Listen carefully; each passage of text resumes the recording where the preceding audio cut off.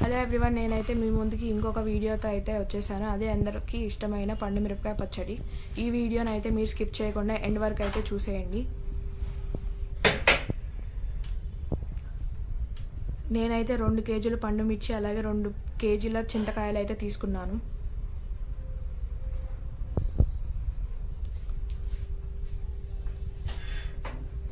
ఈ చింతకాయలను అయితే చూపించిన విధంగా ఇలా నీటి కింద అయితే ఇలా వాష్ చేసుకుందాము.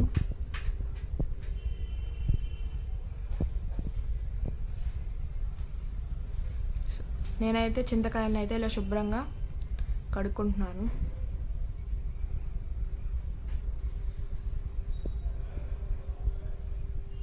నేనైతే తర్వాత కడుక్కున్న తర్వాత ఇలా చాట్లో అయితే వేసుకొని ఆరబెట్టుకుంటున్నాను చింతకాయల్ని. తర్వాత నేనైతే పండు మిర్చిని అయితే ఇలా అయితే గిన్నెలోకి అయితే తీసుకుంటున్నాను. తీసుకున్న తర్వాత ఆ మాయిశ్చర్ అంతా పోవడానికి నేనైతే ఒక గుడ్డ అయితే ఇలా తీసుకొని మొత్తం అయితే వైప్ చేసేస్తున్నాను.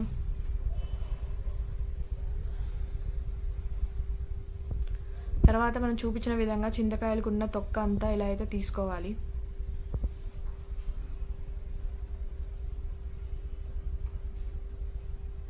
చూసారు కదండి, నేను చింతకాయలకి అంతా అలా అయితే తీసుకున్నాను.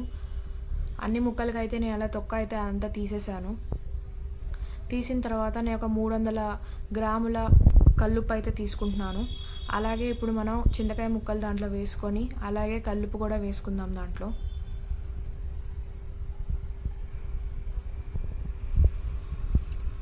ఇలా చూపించిన విధంగా అయితే మనం ఎలా దంచుకుందాము.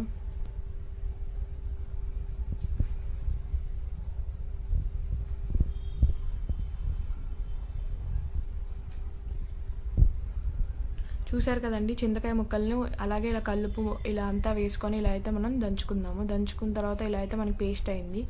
ఈ పేస్ట్ని అంతా నేను ఒక జార్లోకి అయితే ఇలా తీసుకుంటున్నాను.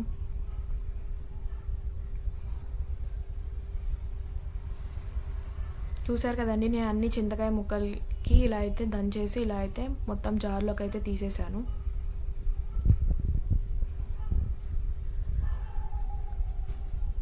ఇలా తీసుకున్న తర్వాత నేను ఒక స్పూన్ పసుపు అయితే వేసుకుంటున్నాను. ఇలా పసుపు అయితే వేసుకొని ఇలా శుభ్రంగా అయితే కలిపేసుకుందాము. ఆ పసుపు అంతా చింతకాయ పేస్ట్కి పట్టేటట్టు ఇలా అయితే కలుపుకుందాము. ఇలా కలుపుకొని మనం మూత అయితే పెట్టేసుకొని ఒక 5 రోజులు అయితే ఇలా పక్కన పెట్టుకోవాలి. పెట్టుకున్న తర్వాత మనం అయితే ఏదైతే మన పండు మిర్చి ముక్కలు ఉన్నాయో అవైతే మనం ఇలా చూపించిన విధంగా అయితే ఇలా కట్ చేసుకోవాలండి. చేసుకున్న తర్వాత నేను దీంట్లో 2 కేజీల చిల్లికి 200 గ్రాముల కల్లుప్పు అయితే వేసుకుంటున్నాను. మనం ఏదైతే కట్ చేసి పెట్టుకున్న పండు మిర్చి ముక్కలు ఉన్నాయో అవన్నీ నేను ఇలా రోట్లో వేసుకొని ఇలా అయితే దంచుతున్నాను.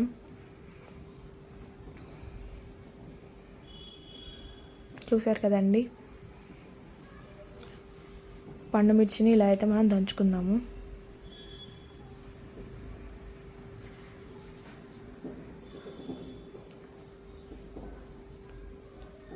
దంచుకున్న తర్వాత మనం అదంతా అయితే ఒక బౌల్లోకి అయితే తీసేసుకుందాము.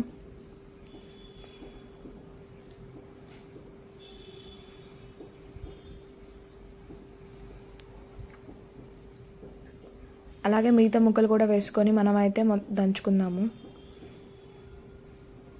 చూసారు కదండి, నేను పండుమిర్చి ముక్కలన్నీ ఇలా అయితే రోట్లో వేసుకొని దంచేసాను.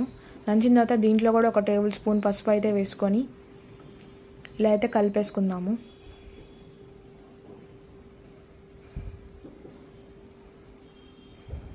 ఇలా కలుపుకున్న తర్వాత నేనైతే మూత పెట్టుకొని ఒక 2 రోజులు అయితే పక్కన పెడుతున్నాను.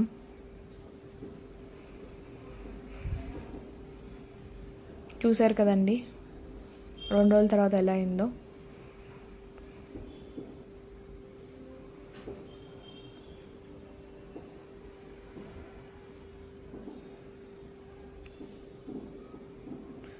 తర్వాత మనం ఈ ఏదైతే చింతపండు పేస్ట్ ఉందో అదైతే మూత తీసేసి దీంట్లో ఏదైతే చింతకాయ గింజలు ఉంటాయో అవైతే మనం రిమూవ్ చేసేసుకుందాము ఒక గిన్నెలో అయితే ఇలా వేసుకొని.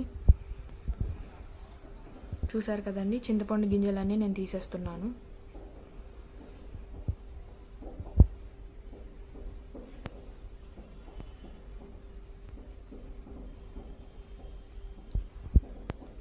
నేనైతే చింతకాయలో ఉన్న గింజలన్నీ తీసేసి చింతకాయ పేస్ట్ అయితే ఒక గిన్నెలోకి అయితే తీసుకున్నాను.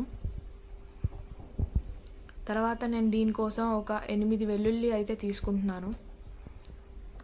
అలాగే ఒక బాండి పెట్టుకొని 2 టేబుల్ స్పూన్ మెంతులు అయితే వేసుకుంటున్నాను. వేసుకొని ఇలా అయితే మనం రోస్ట్ చేసుకుందాము.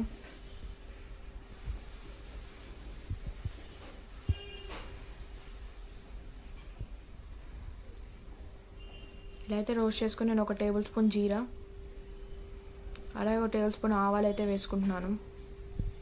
ఇలా అయితే వేస్ట్ చేసుకొని ఇది కూడా ఒక నిమిషం పాటు ఇలా అయితే రోస్ట్ చేసుకుందాము. ఇలా రోస్ట్ చేసుకున్న తర్వాత నేనైతే మిక్సీ గ్రైండర్లోకి అయితే ఇలా తీసేసుకుంటున్నాను. తీసుకొని దీన్ని అయితే మనం పౌడర్ అయితే చేసేసుకుందాము. చూసారు కదండి, పౌడర్ అయితే అయిపోయింది మనకి.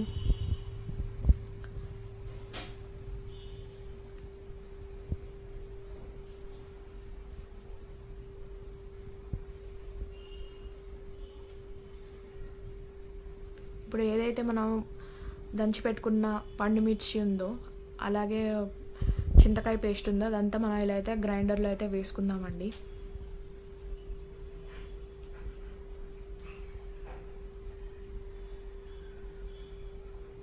చూసారు కదండి, నేను ఆ పేస్ట్ని అంతా ఇలా గ్రైండర్లో అయితే వేసుకుంటున్నాను.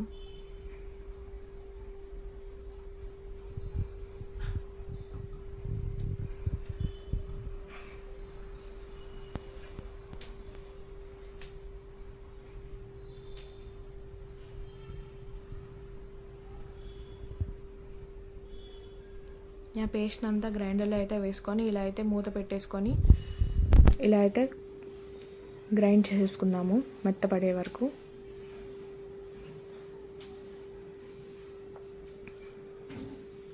చూసారు కదండి మనకి ఎలా అయిందో. దీంట్లో నేను ఏవైతే ఆ వెల్లుల్లి ఉన్నాయో అవన్నీ ఇట్లా ఒలిచిపెట్టుకొని వేసుకుంటున్నాను. దీంట్లో మనం ఏదైతే ముందుగా చేసి పెట్టుకున్న పౌడర్ ఉందో అది కూడా వేసుకుంటున్నాను.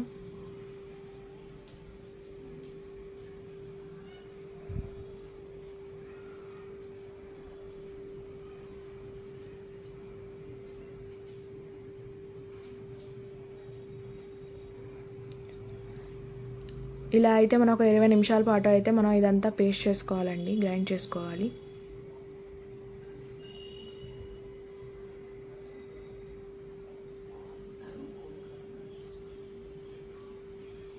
చూసారు కదండి, ఇలా అయితే మనం తిప్పేసుకుంటూ గ్రైండ్ చేసుకోవాలి. చూసారు కదా మనకి ఎంత స్మూత్గా అయిందో మనకి పచ్చడి.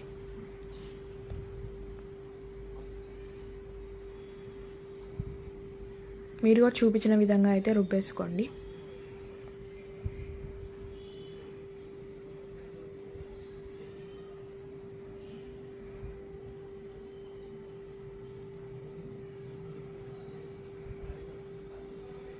నేనైతే అదంతా ఒక బౌల్లోకి అయితే వేసుకుంటున్నానండి.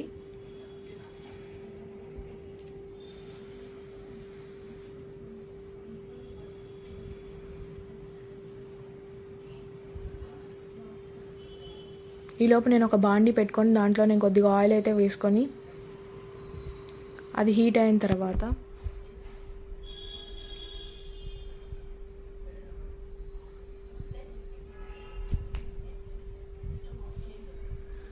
దాంట్లో కొద్దిగా వెల్లుల్లి అయితే ఇలా వేసుకుందాము. ఇలా అయితే చూపించిన విధంగా మీరు కూడా పప్పు గుత్తితో ఇలా అయితే చేసేసి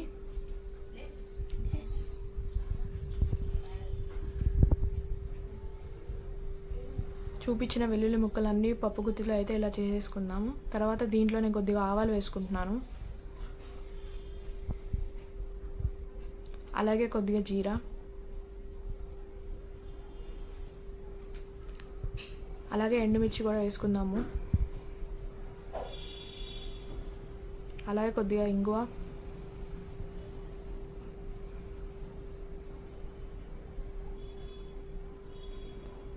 ఇలా అయితే వేసుకొని ఇలా అయితే కలుపుకుందాము.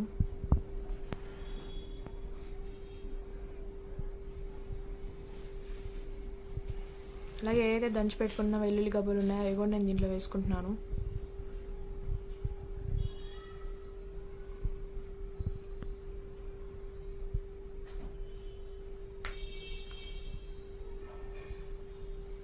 అలాగే కరివేపాకు కూడా వేసుకుంటున్నాను. వేసుకొని ఇలా అయితే కలిపేసుకుందాము లో ఫ్లేమ్లో పెట్టి.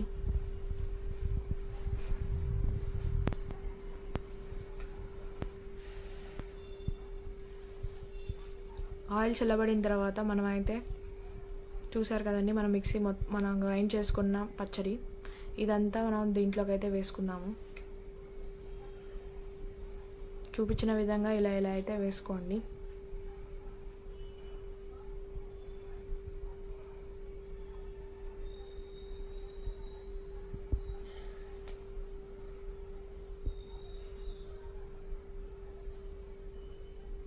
చూపించిన విధంగా ఇలా కొద్దిగా వేసుకుంటూ ఇలా అయితే మిక్స్ చేసుకోండి.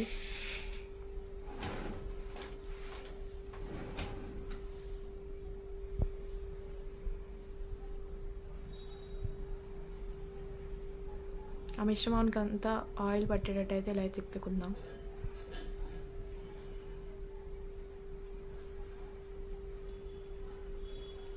మనకి ఈ పేస్ట్ అయితే 1 year లైఫ్ వరకు ఉంటుందండి. ఫ్రిడ్జ్లో అయితే స్టోర్ చేసుకోవచ్చు.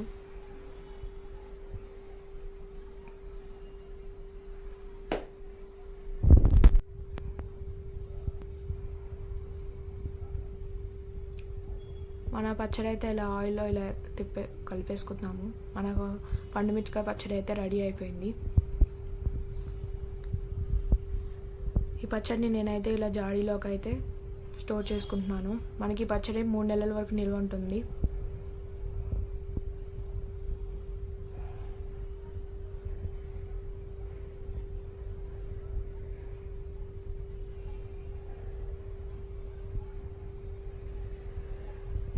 చూసారు కండి, నేను పచ్చడి అంతా జాడీలోకి అయితే ఇలా వేసేసుకున్నాను. మనకి ఎంతో రుచికరమైన పండుమిరపకాయ పచ్చడి అయితే రెడీ అయిపోయింది.